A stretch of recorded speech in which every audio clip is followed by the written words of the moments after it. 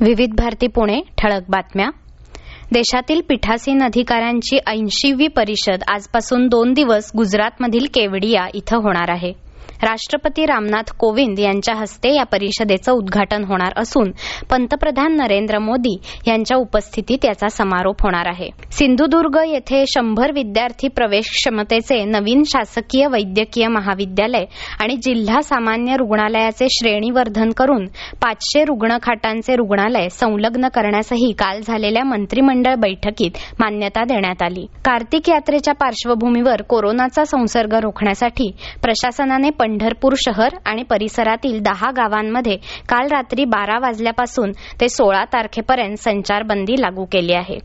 कोरोनाच्या पार्श्वभूमीवर कार्तिक यात्रा प्रतिकात्मक पद्धतीने साजरी करण्यात येत आहे. वारीसाठी राज्यभरातून भाविक पंढरपूरमध्ये येऊ नयेत म्हणून प्रशासनाने खबरदारी घेतली असून केवळ अत्यावश्यक सेवा चालू राहणार आहेत. बिहारमध्ये नवीन विधानसभा अध्यक्षपदासाठी आज निवडणूक होणार आहे. भाजपचे ज्येष्ठ नेते विजयकुमार सिंह यांनी राष्ट्रीय लोकशाही आघाडीकडून उमेदवारी अर्ज दाखल केला आहे, तर राष्ट्रीय जनता दलाचे नेते अवध बिहारी चौधरी महाआघाडीतर्फे उमेदवारी अर्ज दाखल करत आहेत. विरोधी पक्षनेते तेजस्वी यादव यांनी चौधरींना मतं देण्याचं सदस्यांना आवाहन केलं आहे. विज्ञान चित्रपट महोत्सवाच्या 10व्या आवृत्तीची आज ऑनलाईन स्वरूपात सुरुवात झाली.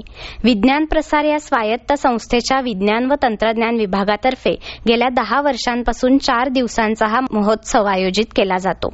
अनेक विद्यार्थी, तंत्रज्ञ आणि वैज्ञानिकांनी बनवलेल्या चित्रपटांना यामुळे व्यासपीठ मिळाले आहे. केरळात होणाऱ्या या महोत्सवात यावर्षी विविध भारतीय भाषातील 115 विज्ञानपटांचा समावेश असेल.